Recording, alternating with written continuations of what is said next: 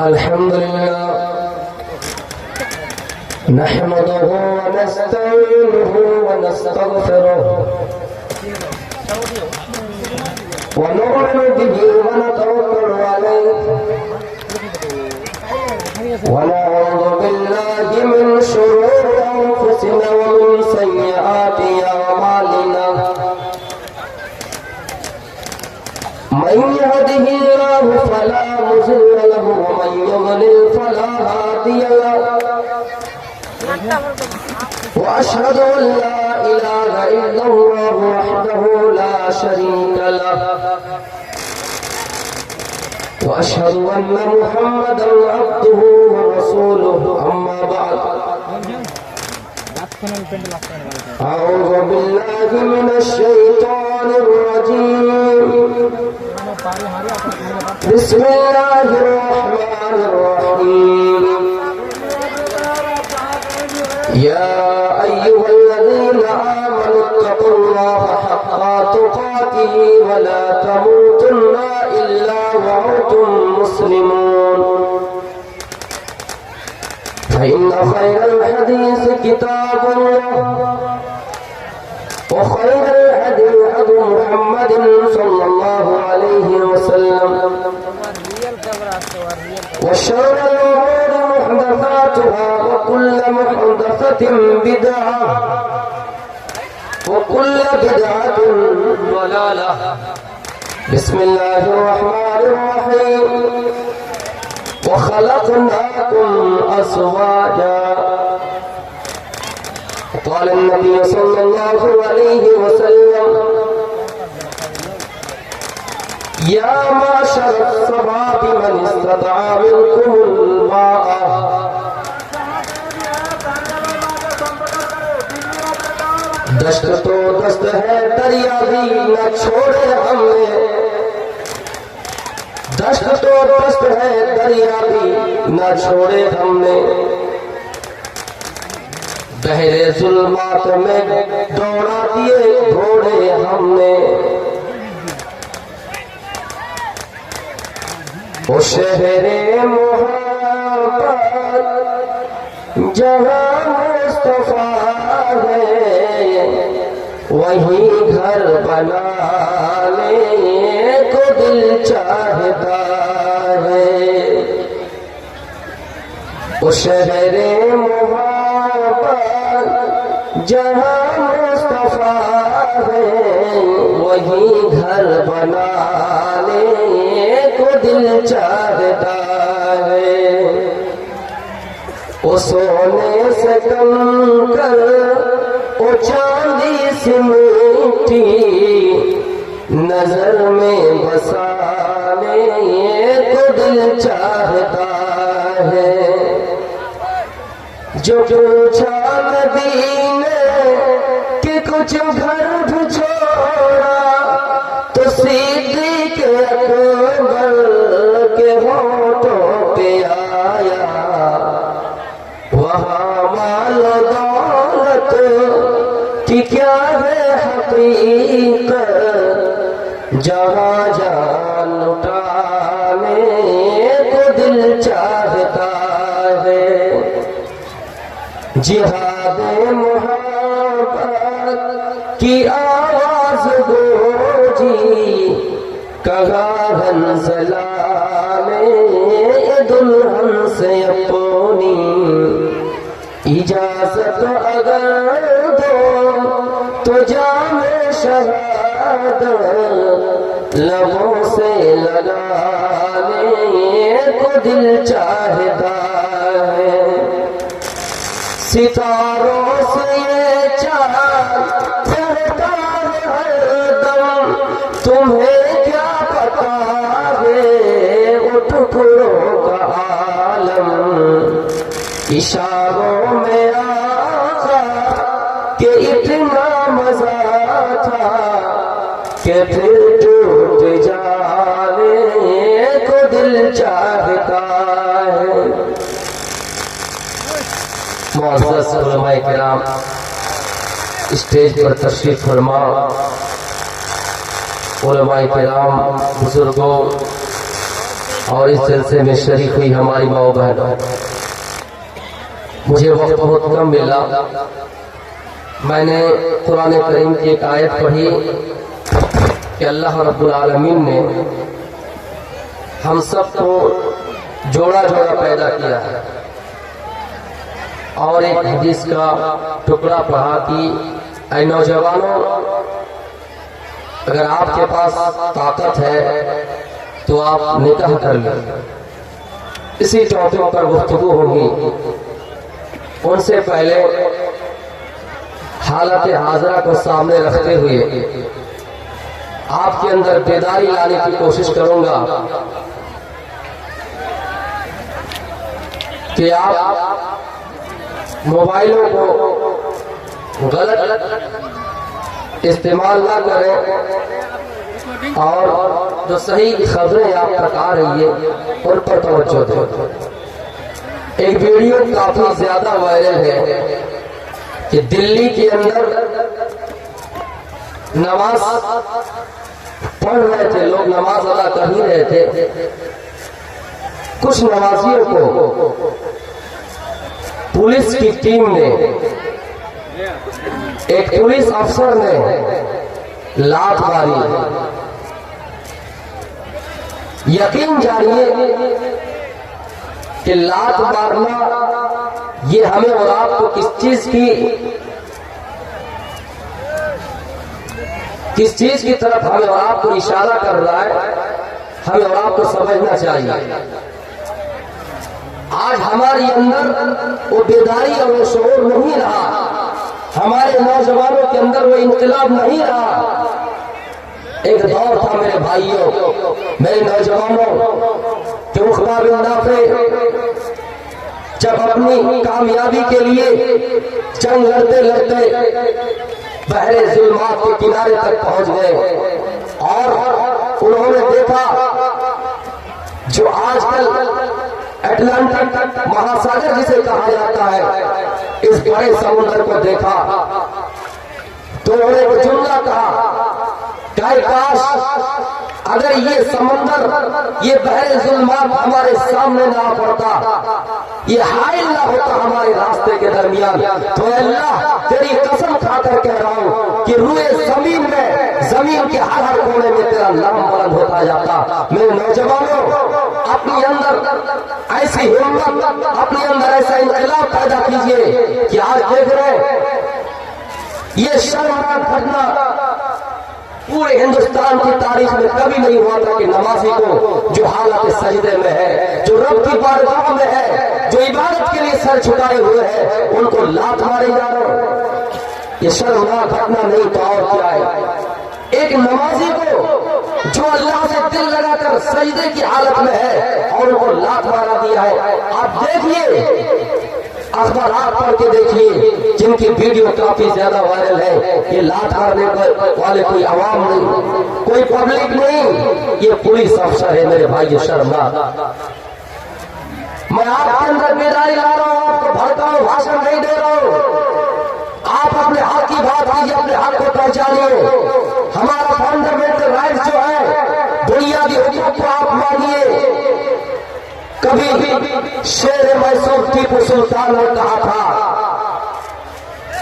کہ گیدڑ کی 100 سالہ زندگی جینے سے بہتر شیر کی ایک دن کی زندگی گزارو، یہی ہمارے لیے بہتر ہے۔ ہم گیدڑ کی طرح 100 سالہ زندگی نہیں گزاریں گے۔ میرے بھائیوں، یہی وہ ٹیپو سلطان ہے جن کو دیکھ کر انگریز تھرتھراتے تھے، کانپتے تھے۔ ٹیپو سلطان جب انتقال کر کے شہید ہو گئے، کوئی انگریز کی فوج، انگریز کی ٹیم ان کے پاس اس وقت تک نہیں آئے جب تک ان کو کلی طور سے یقین نہیں ہو گیا، کامل طور سے یقین نہیں ہوگا کہ ٹیپو سلطان دنیا سے چل بسے ہیں۔ ان کی موجودگی میں انگریز کے اندر یہ ہمت نہیں ہوئی کہ ہندوستان پر قبضہ جمائے۔ میرے بھائیوں، کہاں چلے گئے وہ نوجوان، کہاں چلے گئے وہ مسلمان کہ آج ہمیں اور آپ کو یہ دن دیکھنا پڑ رہا ہے؟ ہم حالت سجدے میں انہوں نے کوئی لات مار رہا ہے۔ تو میرے پیارے ساتھیوں، اتنی سی باتیں میں نے کہہ دی، بہت برا لگا کہ جائیداد لے کے لڑائی ہوئی ہم برداشت کر گئے، ہمیں ملک سے نکالنے کی بات کہی گئی ہم برداشت کر گئے، لیکن ہم رب کی عدالت میں رب کے سامنے سجدہ کیے ہوئے ہیں، حالت سجدہ میں ہمیں ہاتھ مارا جائے۔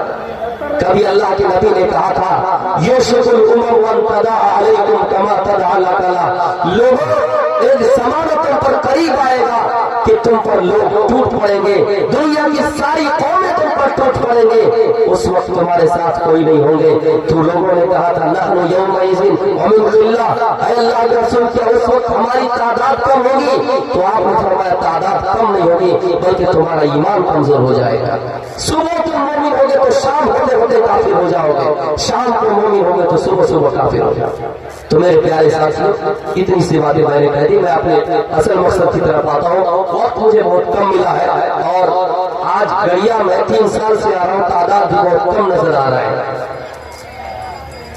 اللہ رب العالمین نے ہم سب کو جوڑا جوڑا بنایا ہے، ایک انسانی نسل کو جاری رکھنے کے لیے، تسلسل انسانی قائم کرنے کے لیے اللہ نے شادی کا سسٹم کیا ہے، نکاح کا سسٹم کیا ہے کہ تم آپس میں رشتہ بناؤ، تمہاری رشتوں میں جو چھپی ہوئی نسلیں وہ آئیں گے اور پھر اسی طرح سلسلہ جاری رہے گا۔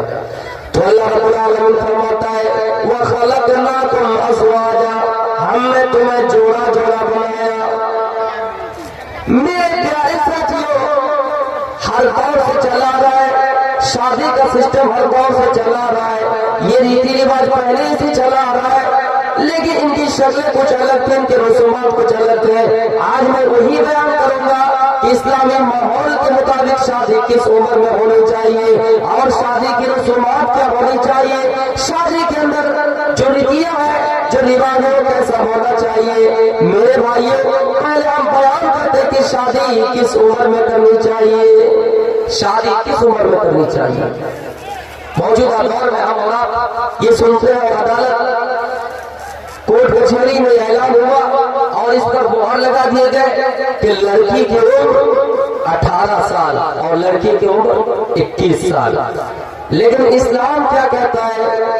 جناب محمد رسول اللہ صلی اللہ علیہ وسلم کی تعلیم دیکھیے اور نوجوانوں، اللہ کے نبی صلی اللہ علیہ وسلم حدیث میں فرماتے ہیں، بخاری کی حدیث ہے، عبداللہ ابن مسعود اس حدیث کے راوی ہیں، اللہ کے نبی نوجوانوں سے خطاب کرتے ہیں یا معشر الشباب من استطاع منکم الباء فلیتزوج، اے نوجوانوں، اے نوجوان کی جماعت، اے نوجوان کے گروہ، اگر تمہارے پاس طاقت ہے، اگر تمہارے پاس بیوی کو رکھنے کے انتظام ہے، انہیں کھانا کھلانے کا انتظام ہے، اگر تمہیں ان کے رہن سہن کا انتظام ہے، اگر تمہیں ان کی خواہش پوری کرنے کی طاقت ہے تو تم شادی کر لو، تمہیں نکاح کر لینا چاہیے۔ یہاں عمر کی قید نہیں ہے، نوجوانوں اگر تمہارے پاس طاقت ہو جائے تو تم شادی کر لو۔ اللہ کے نبی نے نوجوان کا لفظ اس لیے استعمال کیا ہے، اس لیے جوانی سے تشبیہ دیے اور جوانی کا لفظ اس لیے استعمال کیا ہے کہ کوئی نوجوان اپنے جوانی کو پار کر دیتا ہے، نوکری کی لالچ میں رہتا ہے، کامیابی کی لالچ میں رہتا ہے یا دنیاوی اور معاملات کے پیچھے رہتا ہے۔ میرے بھائیوں، اور وقت پر شادی نہیں کرتا ہے تو اس سے کیا ہوتا ہے؟ بے حیائی کا راستہ کھلتا ہے، برائی کا راستہ کھلتا ہے، بدکاری کرنے پر انسان آمادہ ہوتا ہے۔ اللہ کے نبی فرماتے ہیں اس چیز کو روکنے کے لیے جب تمہارا ٹائم ہو جائے، جب تم پیریڈ کو پہنچ جاؤ، جب تم بالغ ہو جاؤ تو تم شادی کر لو، اس وقت تم نکاح کر لو۔ یہاں عمر کی قید نہیں ہے کہ 25 سال ہو تب شادی کرو، یہاں عمر کی قید نہیں ہے کہ تم 21 سال کا ہو تو شادی کرو، جیسے تم بالغ ہو گئے اگر تمہارے پاس طاقت ہے تو تم شادی کر لو، لیکن طاقت نہیں ہے آپ کیا کیجیے گا؟ اللہ کے نبی اس کا بھی جواب دے رہے ہیں کہ وَمَن لَّمْ يَسْتَطِعْ فَعَلَيْهِ بِالصَّوْمِ، اگر تمہارے پاس طاقت نہیں ہے، تم اگر اپنے بیوی کو کھانا کھلانے کی طاقت نہیں رکھتے ہو، اپنی بیوی کی خواہش پورا کرنے کی طاقت نہیں رکھتے ہو تو سنو، تمہارے لیے ضروری ہے فَعَلَيْهِ بِالصَّوْمِ کہ تم روزہ رکھو۔ اگر تم روزہ رکھتے ہو فَإِنَّهُ لَهُ وِجَاءٌ، تو یہ تمہاری خواہش کو، نفسانی خواہشات کو توڑ دیں گے، تمہارے جذبہ کو ختم کر دیں گے، تم بدکاری کی راہ پہ نہیں جاؤ گے، تم زنا نہیں کرو گے، اس سے بہائی کا راستہ بند ہو جائے گا۔ اگر طاقت ہے تو آپ شادی کر لیجئے، طاقت نہیں ہے تو اس کا حل کیا ہے کہ آپ روزے رکھیں۔ آپ نے یہ نہیں کہا کہ آپ طاقت نہیں تو چھوڑ دو، بلکہ آپ نے ایک شرط لگائی کہ اگر طاقت نہیں تو روزہ رکھو۔ اس کا مطلب آپ کا اشارہ کلی طور پر اس طرف ہے کہ آپ بدکاری سے بچ جائے، بے حیائی کا راستہ بند ہو جائے۔ جو یہ کہتا ہے کہتا رہے کہ لڑکا لڑکے سے کرے، لڑکی لڑکی سے کرے، میرے بھائیو ہم اور اسلام کے ماننے والے ہیں، ہم اور قرآن و حدیث کے ماننے والے ہیں۔ اسلام تو یہ کہتا ہے کہ نسلیں آباد رکھو، نسلیں جاری رکھو۔ اب ظاہر سی بات ہے کہ لڑکا لڑکی دونوں کی شادی ہوں گے تبھی ہماری نسل جاری رہیں گے۔ یہ لڑکے ہم اور آپ بیٹھے ہیں میرے بھائیوں، یہ اللہ رب العالمین کا بنایا ہوا سسٹم ہے، نظام ہے، اس میں کوئی چینجنگ نہیں ہو سکتا ہے۔ اب یہ بتائیے کہ شادی کا مقصد کیا ہے؟ ہم اور آپ شادی کرتے کیوں ہیں؟ اللہ قرآن میں فرماتا ہے وَمِنْ آيَاتِهِ أَنْ خَلَقَ لَكُم مِّنْ أَنفُسِكُمْ أَزْوَاجًا۔ اللہ کی بہت بڑی بڑی نشانیوں میں ایک نشانی یہ بھی ہے کہ تم کو اللہ رب العالمین نے تمہاری نفس میں جوڑا بنایا ہے، تمہاری اندر ہی جوڑا بنایا ہے، تم ایک دوسرے سے شادی کرتے ہو۔ اس کا مقصد یہ ہے لِتَسْكُنُوا إِلَيْهَا، تاکہ تم اس سے سکون حاصل کرو۔ میرے بھائیوں، جو بیوی سے سکون مل رہا ہے، جو بیوی سے شانتی مل رہی ہے، جو بیوی سے چین مل رہا ہے، دنیا کے اندر کسی اور سے محبت کر لیجئے، دنیا کے اندر آپ کسی سے پیار کر لیجئے۔ جو سکون بیوی سے مل رہا ہے، جو چین بیوی سے مل رہا ہے، وہ سکون کسی اور کے اندر نہیں ہے۔ آپ اپنا حق پورا کر لیں گے یہ مانتا ہوں، یا پھر ہو سکتا ہے، لیکن جو سکون بیوی میں ہے، جو اللہ نے بنا دیا ہے، جو سسٹم کر دیا ہے کہ سکون بیوی سے ملے گا، وہ سکون کسی اور سے نہیں ملنے والا ہے۔ تو میرے بھائیوں، اللہ نے ہماری نفس میں جوڑا بنایا ہے، اس کی وجہ لِتَسْكُنُوا إِلَيْهَا، تاکہ تم اس سے سکون حاصل کرو۔ اور اللہ تعالیٰ کہتا ہے وَجَعَلَ بَيْنَكُمْ مَوَدَّةً وَرَحْمَةً، اور اللہ تعالیٰ نے ان دو رشتوں کے درمیان محبت پیدا کر دی، رحمت قائم کر دی ہے۔ میرے بھائیوں، جوانی کی حالت میں محبت، بڑھاپے کی حالت میں رحمت۔ ایک بزرگ سے پوچھئے جن کی بیوی انتقال کر گئی، جن کی بیوی کا انتقال ہو گیا ہے، ابھی بوڑھے خواہش نہیں ہے لیکن بوڑھے انتقال نہیں ہوا، بچہ ہو رہا ہے، آپ ان سے پوچھئے کہ آپ کی بیوی مر گئی ہے، آپ کی بیوی کا انتقال ہو گیا ہے، آپ کو کیسا لگ رہا ہے؟ میرے بھائیوں، وہ انسان سے جا کے پوچھے، وہ انسان اپنی بیوی کو بتائے گا، اپنی بیوی کے بارے میں بتائے گا کہ ہاں بیوی کیا چیز ہوتی ہے۔ اس لیے میرے بھائیوں، اللہ قرآن میں فرماتا ہے وَجَعَلَ بَيْنَكُمْ مَوَدَّةً وَرَحْمَةً، ہم نے ان دونوں کے درمیان رحمت بھی بنا دیا، محبت بھی قائم کر دیے۔ میرے پیارے ساتھیوں، ہاں اللہ کے نبی صلی اللہ علیہ وسلم نے فرمایا او لوگوں، تمہیں کن لوگوں سے شادی کرنی ہے، تمہیں کن رشتوں کو ترجیح دینی ہے، اس کے بارے میں بھی سن لیجئے۔ اب شادی کریں گے تو کن سے کریں گے؟ شادی کی عمر پتہ چل گئے کہ جب ہم بالغ ہو گئے تو ہمارے اوپر شادی ضروری ہو گئی۔ ایک چیز اور بتا دیتا ہوں، یہ شادی کیا ہے؟ سنت ہے، فرض ہے، حرام ہے، واجب ہے، یہ کیا ہے؟ شادی سنت بھی ہے، شادی واجب بھی ہے، شادی حرام بھی ہے۔ آپ کے اوپر شادی واجب کب ہے؟ آپ کو ایسا لگتا ہے کہ بنا شادی کے، بغیر شادی کے ہم رہ نہیں پائیں گے، ہم سے گناہ ہو جائے گا، ہم سے خطا ہو جائیں گے، ہم بدکاری کر بیٹھیں گے، ہم زنا کر بیٹھیں گے۔ آپ کو لگتا ہے کہ ہم اپنی خواہش کو کنٹرول نہیں کر پائیں گے، ہم سے گناہ ہوگا، تو ایسی صورت میں آپ پر شادی واجب بن جاتی ہے۔ میرے بھائیوں، اور شادی حرام کب ہے؟ شادی حرام اس وقت ہے جب آپ اپنی بیوی کی خواہش پوری نہیں کر سکتے ہو، جب آپ اپنی بیوی کو کھلا نہیں سکتے ہو، یا کھلا سکتے ہو لیکن خواہش پوری نہیں کر سکتے ہو۔ آپ کی بیوی آپ کے گھر میں آئے گی، آپ جس چیز کی ضرورت ہو آپ دے نہیں پائیں گے، ایسی صورت میں آپ کے لیے حرام ہو جائے گی، کیونکہ آپ ایک لڑکی کی زندگی برباد کر رہے ہیں، کیونکہ آپ ایک لڑکی کی زندگی تباہ کر رہے ہیں۔ آپ کے ساتھ وہ شادی کر لیں گے لیکن میرے بھائیوں، وہ بھی ناجائز راستوں پر جانے کے لیے مجبور ہو جائیں گے۔ ایسی صورت میں شادی آپ کے لیے حرام ہو جائیں گے۔ شادی فرض کب ہے؟ جب آپ کو لگتا ہے کہ ہم گناہ سے بچ نہیں پائیں گے، گناہ ہم سے ہو ہی جائے گا، ہم بدکاری کر ہی بیٹھیں گے، ایسی صورت میں آپ کے لیے شادی واجب ہو جائیں گے۔ اب شادی واجب ہو گئے، اب ہمیں شادی کن سے کرنی چاہیے؟ اللہ کے نبی صلی اللہ علیہ وسلم فرماتے ہیں تم کہو المرأۃ لأربع، شادی 4 چیزوں کی بنا پر کی جاتی ہے، 4 چیزیں مقدر دیکھی جاتی ہے، لمالها، عورت کا مال دیکھا جاتا ہے، مالداری دیکھی جاتی ہے، ولجمالها، خوبصورتی دیکھے جاتے ہیں، ولدینها، عورت کی دینداری دیکھی جاتی ہے، میرے بھائیوں، ولحسبها، اس کا حسب نسب دیکھا جاتا ہے، یعنی وہ کس خاندان کی ہے، اس کا خاندان کیسا ہے، اس کے گھر میں مال ہے یا نہیں، اس کے گھر میں دان دینے کے لیے کوئی سامان ہو یا نہیں، کچھ ہمیں شادی میں ملے گا یا نہیں۔ میرے بھائیوں، شادی 4 چیزوں کی بنا پر کی جاتی ہے۔ اللہ کے نبی فرماتے فَاظْفَرْ بِذَاتِ الدِّينِ، تم لوگ دینداری کو ترجیح دینا، دیندار رشتے سے شادی کرنا۔ میرے بھائیوں، کسی کے گھر میں مال ہو یا نہ ہو، کسی کے گھر میں خوبصورتی ہو یا نہ ہو، حسب و نسب کے اعتبار سے صحیح ہو یا نہ ہو، لیکن آپ کو دینداری کو ترجیح دینا ہے۔ منع نہیں کر رہے اسلام کیا خوبصورتی کو ترجیح نہ دیجیے، لیکن آپ سب سے زیادہ ترجیح دینداری کو دیجیے۔ دیندار کو تم رکھیے، مال نہیں ہے تو چلے گا، حسب و نسب کے اعتبار سے اگر ٹھیک نہیں ہے، وہ لڑکی ٹھیک ہے تو آپ ان کو کر لیجیے۔ میرے بھائیوں، یہاں حدیث سے مطلب یہ کہ آپ دیندار کو ترجیح دیجیے۔ یہودی مالداری دیکھ کر شادی کرتے تھے، عیسائی خوبصورتی دیکھ کر شادی کرتے تھے، اور زمانہ جاہلیت میں عرب حسب و نسب دیکھ کر شادی کرتے تھے۔ اللہ کے نبی فرمایا اے میرے صحابہ، تم لوگ دینداری کو ترجیح دینا، دیندار عورت سے شادی کرنا۔ یہودی مال دیکھ کر شادی کیا، عیسائی خوبصورتی دیکھ کر کیا، زمانہ جاہلیت میں عرب حسب و نسب دیکھ کر کیا۔ تم لوگ دیندار کو ترجیح دینا، دیندار رشتے کو ترجیح دینا۔ آپ کی بیوی اگر دیندار ہوگی، آپ کی بیوی پڑھی لکھی ہوگی، آپ کی بیوی نمازی ہوگی، تو میرے بھائی وہ آپ کے بچوں کی صحیح تربیت کر پائے گا، آپ کے بچوں کی صحیح پرورش کر پائیں گے۔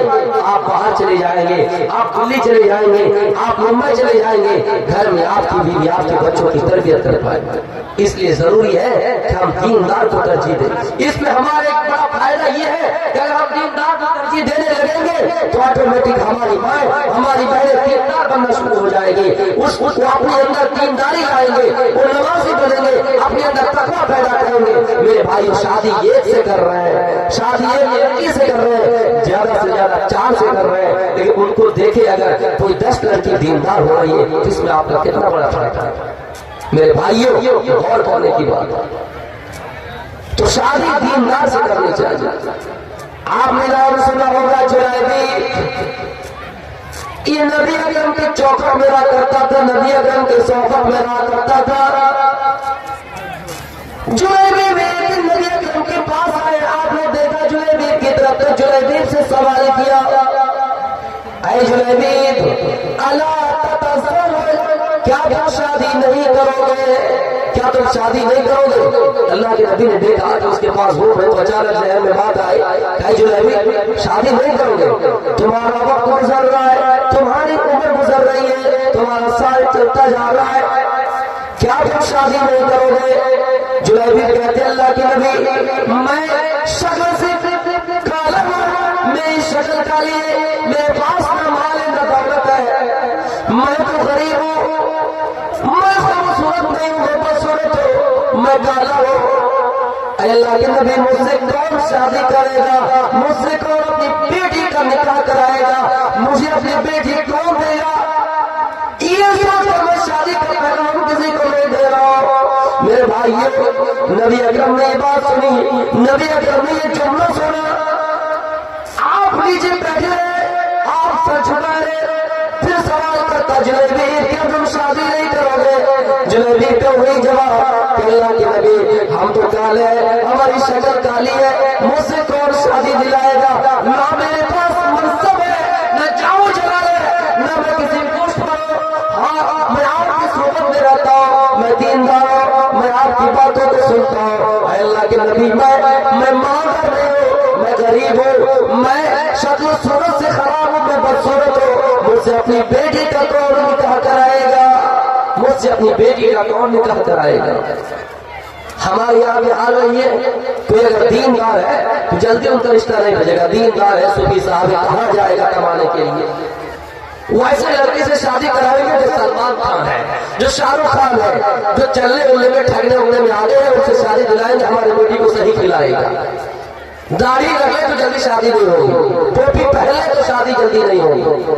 تو جلیبی اپنے آپ کو پیش کر رہا ہے، اللہ کے نبی میں تو کالا ہوں، میری شکل کالی ہے، نام مادا میں شکل صورت سے آئی ہوں، مجھ سے کون اپنی بیٹی کا نکاح کرائے گا؟ اللہ کے نبی تیسری بار پوچھتے ہیں، جلیبی کو ہی جواب دیتے ہیں، تو پھر آپ نے فرمایا جلیبی میں تمہاری شادی کراؤں گا، میں اس کی ذمہ داری لیتا ہوں۔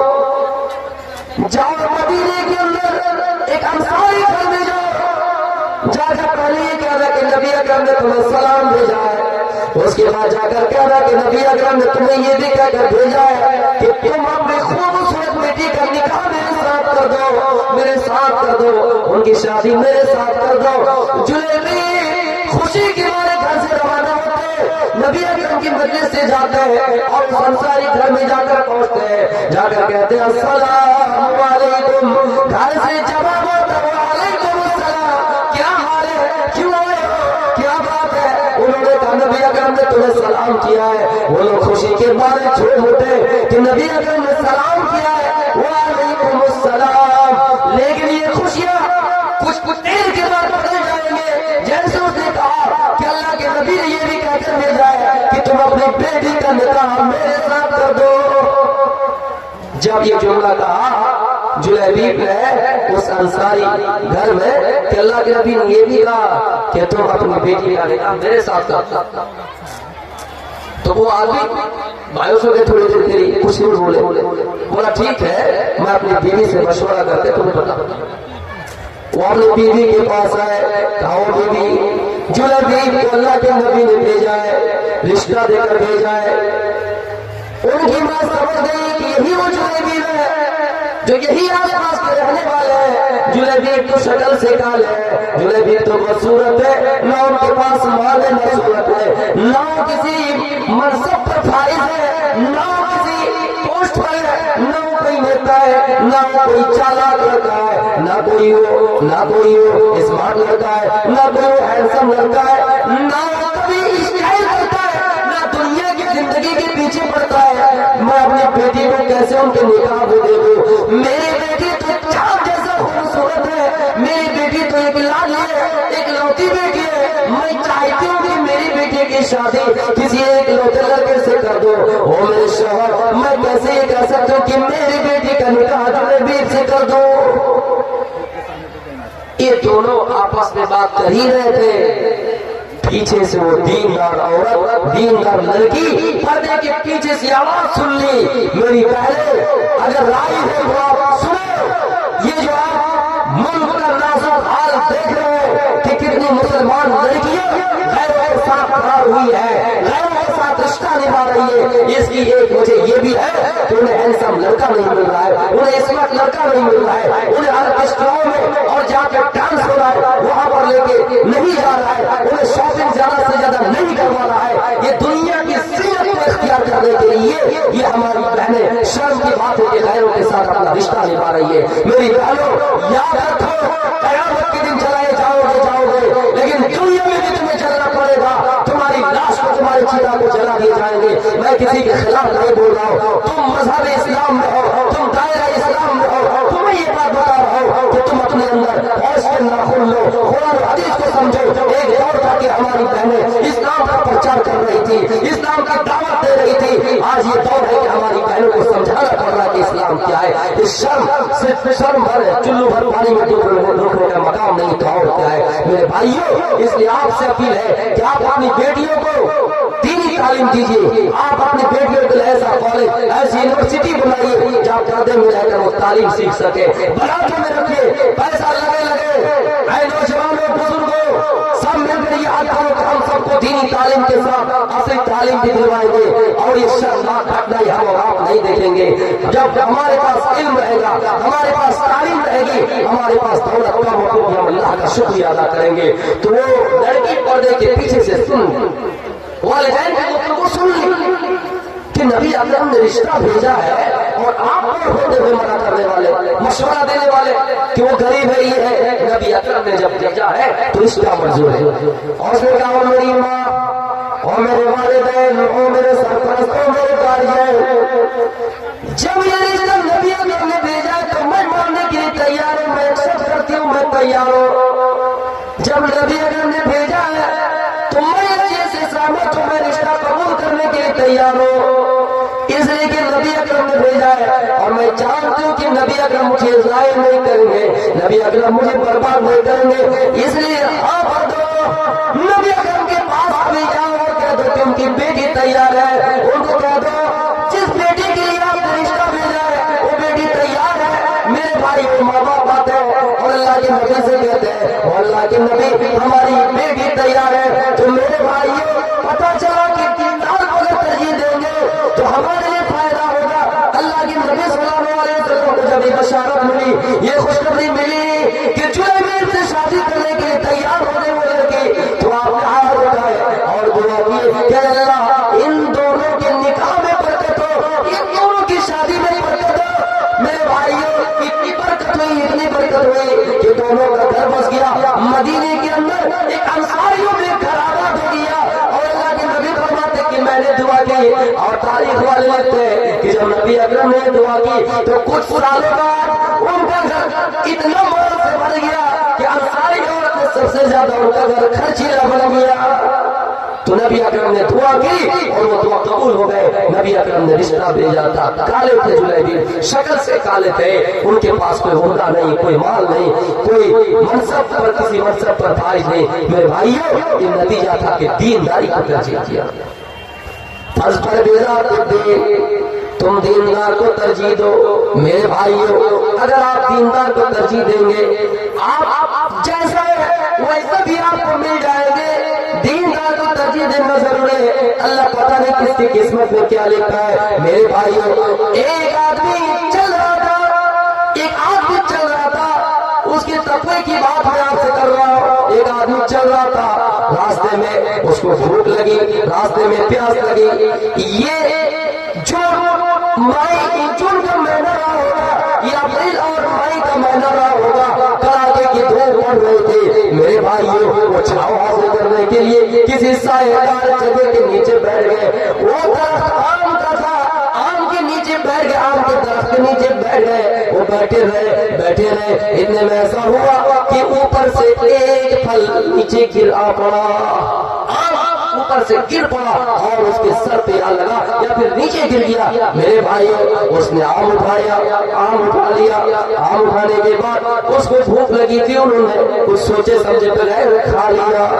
کچھ سوچے سمجھے بغیر اس نے اس آم کو کھا لیا. لیکن جب کھا لیا تو اپنے اندر اللہ کا ڈر پیدا ہوا, اپنے اندر اللہ کا خوف پیدا ہوا.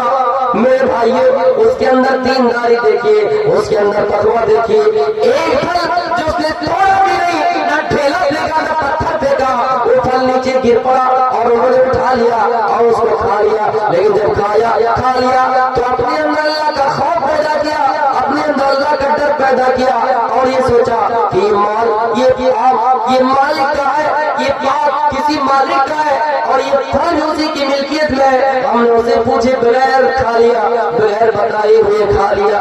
ہم کو حساب دینا پڑے گا. کیوں؟ کیونکہ اللہ تعالیٰ فرماتا ہے لوگوں اس دن کو یاد کرو جس دن تمہارے منہ پہ تالے لگ جائیں گے, تمہاری زبان بند ہو جائے گی, ہاتھ گواہی دیں گے, پیر گواہی دیں گے. آپ نے ہاتھوں سے کیا کیا گواہی دے دیں گے, آپ نے پیروں سے کیا کیا, کسی کو کچیلا, کسی کو ستایا, کسی کو روندا, یہ چیزیں گواہی دیں گے. وہ آدمی میں یہ سوچ رہا ہے کہ میں نے مالک کو بتایا نہیں, بغیر بتایا میں نے اس کا پھل کھا لیا, مجھے بارگاہ الہی میں کھڑا کیا جائے گا اور اس کا حساب دینا پڑے گا. جبکہ انہوں نے چوری نہیں کیا تھا, انہوں نے پتھر پھینکا نہیں تھا, ڈھیلا پھینکا نہیں تھا, وہاں نیچے گرا انہوں نے کھا لیا. لیکن بعد میں اس کو احساس ہو رہا ہے, وہ مالک کچھ ہی دیر میں آ گئے. غور سے سنیے گا, وہ مالک آ گئے کچھ ہی دیر میں. وہ آدمی بیٹھے بیٹھے رو رہا ہے, ایسا لگتا ہے کہ مایوسی چھایا ہوا ہے, ایسا لگتا ہے کہ مایوسی ہے. اس نے کہا کیا بات ہے؟ کہا یہ بات کس کا ہے, یہ درخت کس کا ہے؟ کہا میرا ہی ہے, میں اس کا مالک ہوں. کہا میں اس لیے غمزدہ، میں اس لیے مایوس ہوں کیونکہ ایک پھل اس کا ابھی گرا اور میں نے اس کو کھا لیا، آپ کو بتایا نہیں، بغیر پوچھے بغیر بتائے میں نے کھا لیا، اس لیے میں رو رہا ہوں اور اللہ سے معافی مانگ رہا ہوں کہ جب تک اس کا مالک نہ جائے میں یہاں سے جاؤں گا نہیں، جب تک اس کا مالک یہاں نہ جائے میں جاؤں گا نہیں۔ اب میں آ گیا ہوں، اب بتاؤ کیا کرنا ہے؟ تو اس دیندار آدمی نے کیا کہا کہ آپ مجھے معاف کر دیجیے، آپ مجھے معاف کر دیجیے، جب آپ معاف کر دیں گے تو میں یہاں سے چلا جاؤں گا۔ غور کیجیے، نوٹ کیجیے، انہوں نے چوری نہیں کیا تھا، پھر کہہ رہا ہوں انہوں نے ڈھیلا نہیں پھینکا تھا، گر گیا تھا، انہوں نے کھا لیا، کہہ رہا جب تک مالک معاف نہیں کریں گے ہم یہاں سے جائیں گے نہیں۔ تو اس نے کہا اچھا واقعی دیندار ہو تو دینداری کا ثبوت دینا ہے۔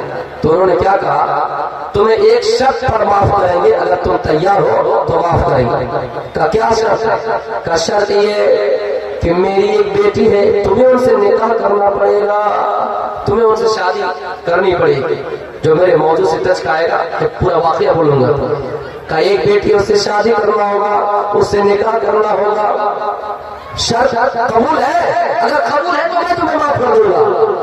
اس نے کہا یا اللہ مجھے ایک طرف جنت ہے، مجھے ایک طرف جنت ملے گی، ایک بندہ ہمیں معاف کر دے گا تو بھی ہم کو معاف کر دے گا، ہمیں شادی کرنے میں کیا حرج ہے؟ ویسے تو شادی کی ابھی ضرورت بھی ہے، میں کر لیتا ہوں۔ ہاں بھر دیا۔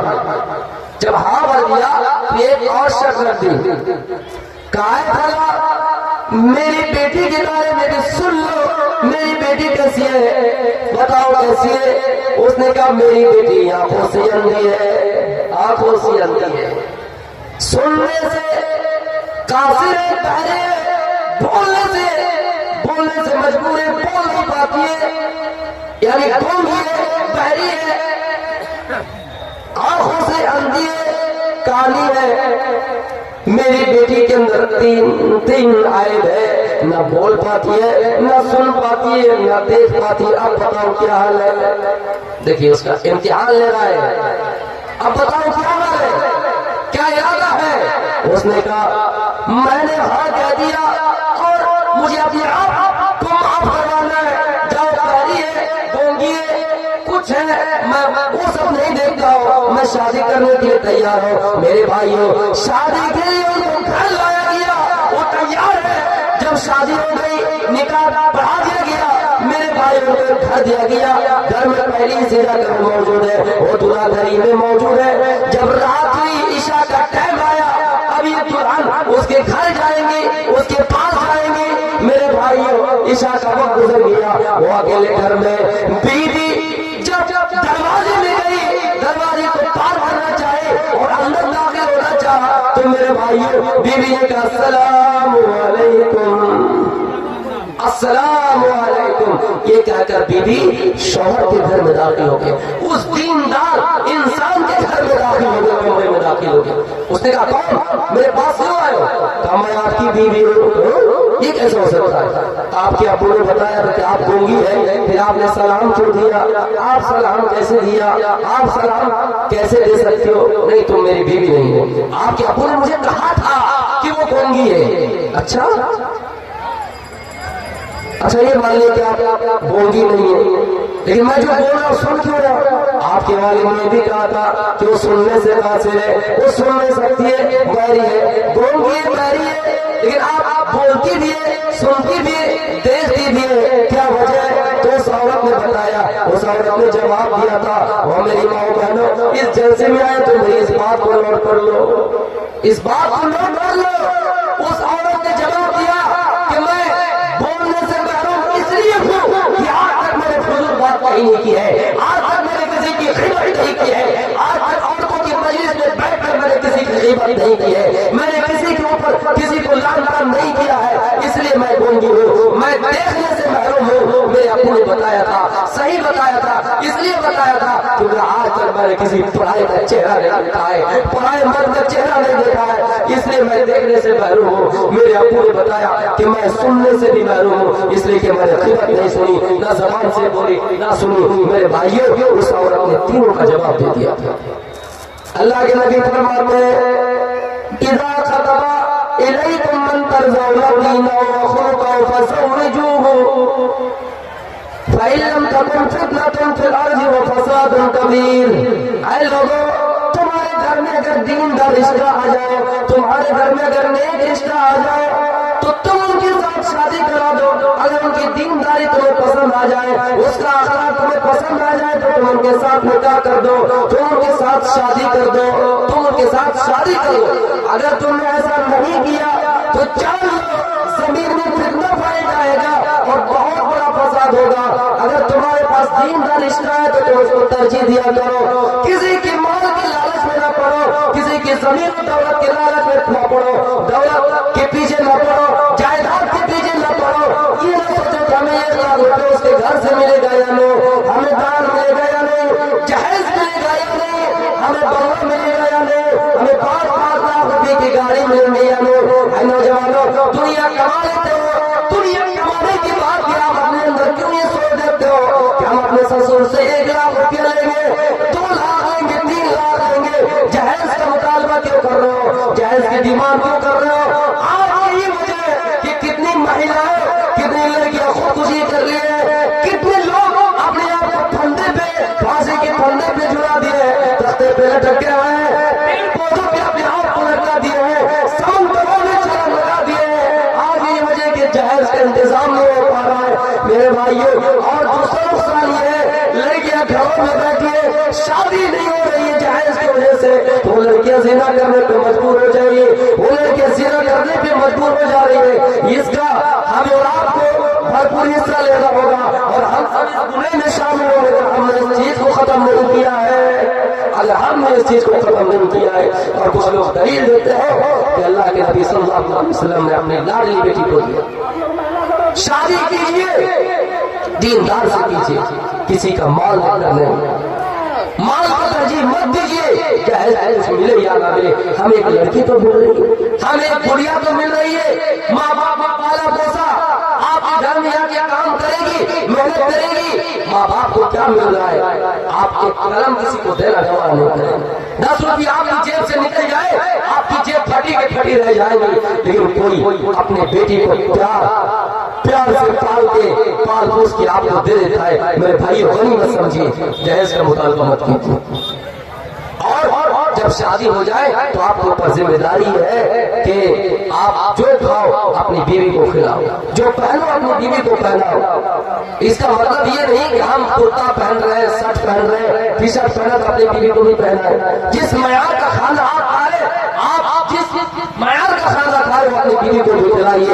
ایسا نہیں کہ آپ باہر میں مرغا مسلم کھاتے ہیں اور گھر میں آپ کی بیوی دال چنے سے اپنا بسیرا کرتی ہے۔ میرے بھائیوں، آپ جس معیار کا کھانا کھاتے ہیں اس معیار کا اپنے بیوی کو بھی کھلائیے، اور کوشش کیجیے کہ آپ کی بیوی دیندار ہو، کوشش کیجیے کہ آپ کی بیوی کے اندر دینداری ہو، وہ اپنے بچوں کو تربیت صحیح سے دے پائیں گے۔ میرے بھائیوں، جب شادی ہو جائے تو ہمیں اور آپ کو مثالی شوہر بننا ہے، اور ہماری بہنیں جن کی شادی ہو گئی تو ہمیں مثالی بیوی بننی ہے۔ حضرت ام سلیم رضی اللہ تعالیٰ عنہا کی طرح وقت بہت کم ملا، یہ ام سلیم ہے، یہ ام سلیم ہے۔ میرے بھائیوں، اس کی بات کو کہہ کر میں اپنی تقریر ختم کروں گا۔ ام سلیم کے گھر میں ان کے بیٹے کا انتقال ہو گیا، ابو طلحہ گھر میں نہیں ہے، ان کے شوہر گھر میں نہیں ہے، مارکیٹ گئے ہوئے ہیں، جہاد گئے ہوئے ہیں۔ ام سلیم نے دیکھا کہ میرے شوہر نہیں آئے اور میرے بیٹے کا انتقال ہو گیا۔ ام سلیم نے ایسا کیا، ان کے بیٹے کی لاش کو کپڑے میں ڈھانپ دیے، گھر کے کسی کونے میں اپنے بیٹے کی لاش کو رکھ دیے، اور جب ابو طلحہ گھر آئے تو ابو طلحہ آتے آتے شام ہو چکا تھا، سورج ڈھل چکا تھا۔ ابو طلحہ نے اپنے بیٹے کے بارے میں پوچھا کہ میرے بیٹے کی طبیعت کیسی ہے؟ تو ام سلیم نے جواب دیا کہ پہلے سے زیادہ ٹھیک ہے، پہلے سے زیادہ وہ آرام ہے۔ میرے بھائیوں، پھر ام سلیم نے کھانا لگایا، دسترخوان لگایا اور کھانا دیا، دونوں مل کر کھانا کھائے۔ ام سلیم سید حیدر آئی، دونوں رات گزارے، رات گزارنے کے بعد جب صبح ہوئی تو ام سلیم نے اپنے شوہر سے کہا، اے میرے شوہر، ایک بات بتائیے، اگر مدنی والے گریا والوں کو کوئی امانت دے اور یہ کہہ دے 2024 چل رہا ہے، آنے والے 2025 میں تمہیں وہ امانت واپس کر دیے جائیں گے، اگر 2025 آ جائے تو کیا اس امانت کو واپس کرنے میں کوئی دشواری ہے، کوئی جھگڑے کی بات ہے کہا نہیں، تو اس نے کہا ہو شوہر اللہ نے آپ کو ایک امانت دی تھی، اللہ نے آپ کو امانت کے طور پہ ایک بیٹا دیا تھا، امانت کے طور پہ اللہ نے ایک بیٹا دیا تھا، جو امانت اللہ نے آپ سے چھین لی ہے وہ بیٹا آپ کا انتقال کر گیا ہے، شام کا انتقال کر گیا ہے، وہ بیٹا آپ کا مر چکا ہے، وہ بیٹا آپ کا انتقال کر گیا ہے۔ ابو طلحہ کہتا ہوں میری بیوی تم نے رات ہی میں مجھے کیوں نہیں بتایا، میں نے کھانا کھایا میرے بیٹے کی لاش پڑی نہیں، میں نے تمہارے ساتھ جمع کیا رات گزاری، وہ میری بیوی تم نے بتایا کیوں نہیں؟ بیوی کا جواب ہی تھا وہ میرے شوہر میں آپ کو اس لیے نہیں بتایا کیونکہ آپ جہاد کے میدان سے آ رہے ہیں، کیونکہ آپ مارکیٹ سے آ رہے ہیں، کیونکہ آپ دلی سے آ رہے ہیں، کیونکہ آپ ہریانہ سے آ رہے ہیں، کیونکہ آپ بمبئی سے آ رہے ہیں، آپ پریشان آ رہے ہیں، آپ تھکے ہوئے ہیں، آپ گھر میں آئیں گے ایک تو مصیبت کا پہاڑ جھیل کے آئے، آپ تکلیف جھیل کے آئے ہیں، گرمی کو برداشت کر کے آئے ہیں، آپ سورج کی تپش برداشت کر کے آئے ہیں، گھر آئے ہیں، اگر ابھی آپ کو بتا دیا جائے مصیبت بتا دیا جائے تو اور آپ پریشان ہو جائیں گے، نہ کھانا کھائیں گے نہ سکون کی نیند سے آپ آئیں گے، اس لیے میرے شوہر میں نے آپ کو اس وقت بتایا نہیں۔ ایک مثالی بیوی کی پہچان یہ ہونی چاہیے کہ وہ اپنے شوہر کی قدر کرے، وہ اپنے شوہر کی اطاعت کرے، شوہر کی خبر لے کہ شوہر کس ٹائم گھر آ رہا ہے، آنے سے پہلے اس سے سج کے تیار رہے، شوہر کو مصیبت میں نہ ڈالے۔ کتنی مائیں بہنیں ہیں گھر میں بیمار ہوا، نانا بھابھی کا جھگڑا ہوا، دیور جیٹھانی کا مسئلہ ہوا، دیورانی کا مسئلہ ہوا، تھوڑا کچھ ہوا یا نہ ہوا، شوہر گھر آئے پریشان حال ہے، تھکا مندہ ہے، شوہر کو ادھر کی ادھر کی باتیں لگا کر مرچی مسالہ لگا کر باتیں بنا کر پیش کر دیے، شوہر غصے میں آئے، ماں کو مارا باپ کو مارا، گھر سے الگ ہو گئے۔ میرے بھائیوں یہ مثالی بیوی کی پہچان نہیں ہونی چاہیے، ایک مثالی بیوی کی پہچان یہ ہونی چاہیے کہ شوہر گھر میں آئے پہلے ان کا استقبال کیا جائے، پہلے ان کی خیر خیریت پوچھی جائے۔ اگر شوہر کا کاروبار میں آگ لگ گئے، تجارت میں برکت نہیں ہوئے، شوہر کا موڈ خراب ہے پہلے سے، لیکن بیوی کا اگر چہرہ دیکھ لے، بیوی کو خوش پالے اور اپنے آپ کو اگر خوشی محسوس کر لے تو میرے بھائیوں وہ تجارت میں نقصان جو وہ نہیں دیکھے گا۔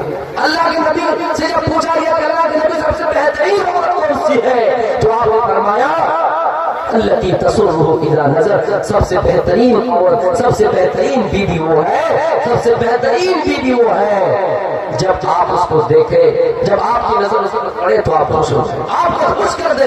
اس لیے میری ماؤں بہنوں شوہر گھر میں آئے تو آپ ان کو خوشی کی بات بتائیں، گھر میں جو ہوا بات بھی بتائیے، لیکن آپ پہلے ان کو خوش رکھیے۔ اس لیے اللہ کے نبی صلی اللہ علیہ وسلم نے کہا الدنیا کلھا متاع وخیر متاع الدنیا المرأة الصالحة، لوگوں دنیا سامان ہے اور دنیا کی بہترین سامان قیمتی سامان المرأة الصالحة، وہ آپ ایک بیوی ہے۔ جنگ کے میدان میں صحابہ کرام ہے، صحابہ کرام نے کہا سونے سے درہم سے چاندی سے دینار سے سب سے بڑھ کر مال کون سا ہے، سب سے بڑھ کر چیز کون سی ہے؟ تو آپ نے بتایا تھا افضلہ لسان ذاکر وقلب شاکر وزوجۃ مؤمنۃ تعینہ علی ایمانہ، سب سے بہترین چیز وہ ہے، سب سے بہترین مال وہ ہے، سب سے بہترین خزانہ وہ ہے کہ آدمی اللہ کا ذکر زیادہ سے زیادہ کرے، اس کا دل شکر گزار ہو اور اس کی بیوی ایسی ہو، اس کی بیوی ایسی ہو تعینہ علی ایمانہ، جو ان کے ایمان کو پختہ تر بنانے میں مددگار ثابت ہو۔ فجر میں آپ سو رہے، آپ کی بیوی آپ کو جگا رہے، آپ شراب پی کے آ رہے، بیوی آپ سے محبت نہیں کر رہی ہے، آپ سے نفرت کر رہی ہے، آپ سے یہ کہہ رہے کہ شراب مت پیو،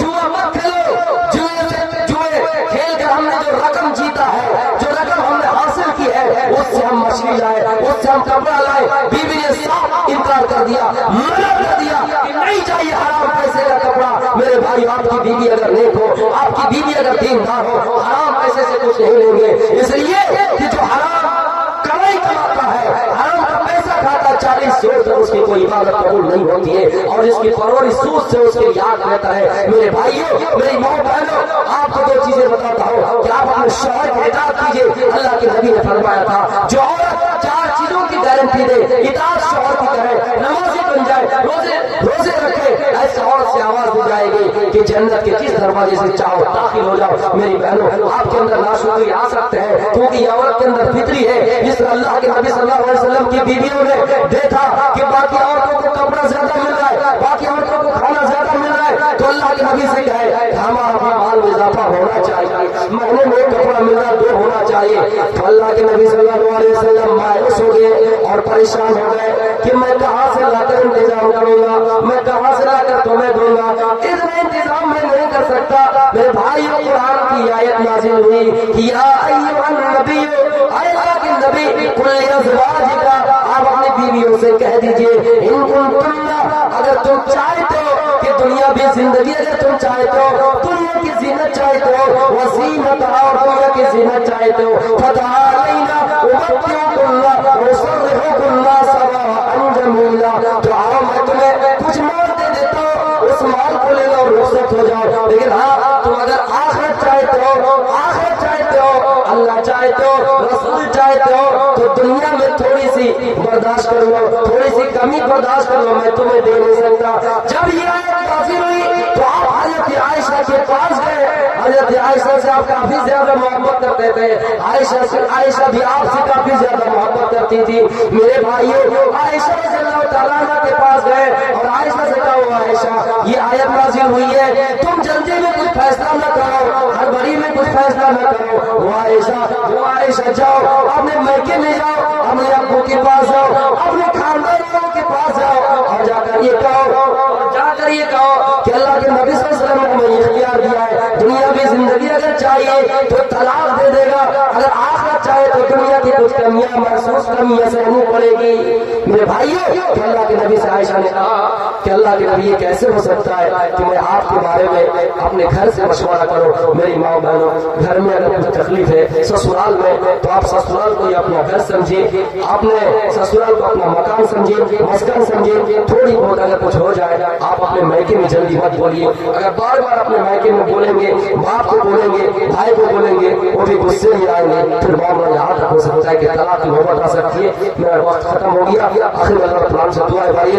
جتنے بھی باتیں ہم نے کہی اس میں سب کو عمل پر ہونے کی توفیق دے. ہمارے ملک میں جو حالات سازگار نہیں اس کو سازگار بنا دے. جو مسلمان دین پر نہیں چلے ان کو دین پر چلنے کی توفیق دے. الحمد للہ رب العالمین. السلام علیکم ورحمۃ اللہ وبرکاتہ.